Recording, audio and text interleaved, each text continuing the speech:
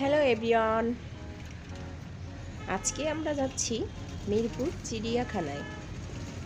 তো চিন্তা করলাম মিরপুর চিড়িয়াখানায় যখন যাচ্ছি তো রাস্তা দিয়ে যাওয়ার সময় একটু ভিডিও করি, তাই একটু ভিডিও করলাম। আমরা বাসে করে যাচ্ছি মিরপুর চিড়িয়াখানায়। একবারে যে বাসটি উঠেছি এটা আমি ফার্মগেট থেকে উঠেছি, একবারে চলে যাব মিরপুর চিড়িয়াখানার সামনে। তো এখন আমরা এই যে সংসদ ভবন এলাকার দিকে চলে এসেছি। ও যে দেখেন সংসদ ভবন দেখা যাচ্ছে, দুইতলা একটা বাসও গেল।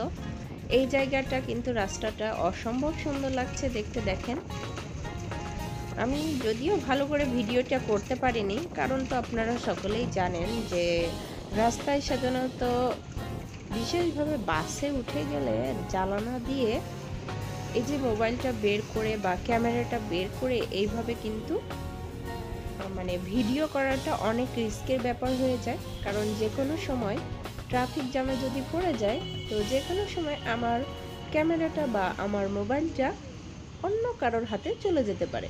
মানে বুঝতেই পারলেন যে আমি কি বলতে চাচ্ছি। তো যাই হোক, তো আমি আমাদের বাংলাদেশের ঢাকা শহরের রাস্তার কিছু স্মৃতি আজকে আপনাদের সাথে শেয়ার করব।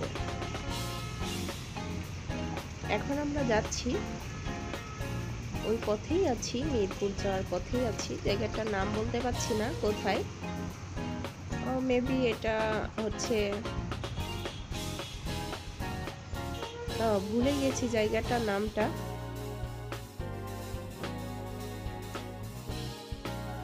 বাস কিন্তু অনেক দ্রুত যাচ্ছে। আমি জানালার সাইডে বসেছি, কিন্তু এইদিকে সরে এসে বসেছি যাতে আমি যখন ভিডিওটি ভয়েস ওভার দিচ্ছিলাম তখন সাইড থেকে একজন আরেকজনকে ডাকতেছিল, সেটা উঠে গিয়েছে। সেটা ডাজন্ট ম্যাটার। তো আমি আবারও ফিরে আসলাম আমার ভিডিওয়। এই যে রাস্তা দেখছেন, আমরা অলরেডি বাস থেকে এখন নেমে গিয়েছি।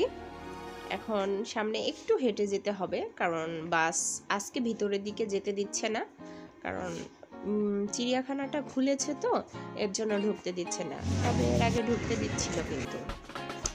তো যাই হোক, এখন আমি চলে এসেছি চিড়িয়াখানার সামনে। দেখেন, এটা হচ্ছে চিড়িয়াখানার সামনে। সুন্দর কিন্তু মানে রাস্তাটা খুবই ভালো লাগছিল আমার, তাই আমি চিন্তা করলাম যে রাস্তাটা একটি ভিডিও করি, এবং ভিডিও করে নিলে আমি পরে আপনাদের সাথে হয়তো বা গল্প করতে পারবো, তাই আর কি। এই সাইডে দেখছেন, এটা কিন্তু পার্কিং প্লেস। এখানে ধরেন যারা মোটর গাড়ি, জিপ গাড়ি, মাইক্রো বাস নিয়ে আসে তারা এখানে পার্কিং করে রাখতে পারবে। আর এগুলো এই যে এই সাইডে এগুলো দেখছেন কিন্তু লোকাল বাস। এই যে এখানে কিন্তু সুন্দর, মানে অনেকদিন পরে চিড়িয়াখানাটা খুলেছিল তো এর জন্য সুন্দর পরিপাটি এবং চারিদিকে পরিষ্কার পরিচ্ছন্ন করা, যেন সবাই এসে এই পরিবেশটাকে মানে অনেক আনন্দ পেতে পারে। এই যে এখন টিকিট, কিন্তু এখানে 2 বছর বাচ্চাদেরও টিকিট লাগবে, 2 বছরের কম বয়স হলে টিকিট লাগবে না। তবে আরেকটা বিশেষ মানে বার্তা আপনাদেরকে দিতে চাই, এখন কিন্তু মিরপুর চিড়িয়াখানা টিকিটের মূল্য 50 টাকা, আগে ছিল 30 টাকা, কিন্তু আফটার করোনা ভাইরাসের পরে এটা হয়ে গিয়েছে 50 টাকা। তো তারপরেও মানুষের কিন্তু এখানে যাওয়া বন্ধ নেই, মানুষ তো আনন্দ পেতে চায়, তো তারা টাকা দিকে তাকায় না। তারপর অনেক মানুষ এখানে ঢুকছে।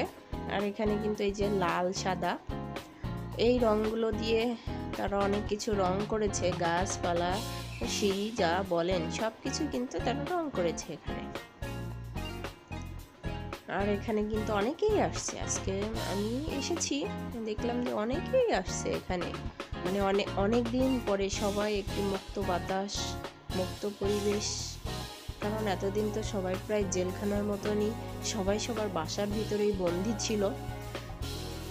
তবে এখানেও কিন্তু বলছে কর্তৃপক্ষ যে আপনারা একটু মানে দূরত্ব মেনটেন করে চলেন। তো কে এত দূরে দূরে থাকে, সবাই যে যার মতন, তারা বলছে তাদের মতন, আর এখানে দেখছি যে যার মতন যা খুশি তাই করছে। তবে কি করবে বলেন, কারণ এতদিন পরে এত সুন্দর একটা পরিবেশ পেলে কি মানুষের মাথা ঠিক থাকে? তো যাই হোক, মানুষ একটু মজা করছে, অসুবিধা নেই। কারণ আমাদের মাথার উপরে মাবুত আছে, সে দেখবে, আমরা সুস্থ থাকবো আশা করি। তো সকলে ভালো থাকবেন, সুস্থ থাকবেন শুভকামনা করে ভিডিওটি এখানেই শেষ করছি। ভিডিওটি ভালো লাগলে অবশ্যই একটা লাইক করবেন, কমেন্টস করবেন এবং শেয়ার করবেন। সকলকে আন্তরিকভাবে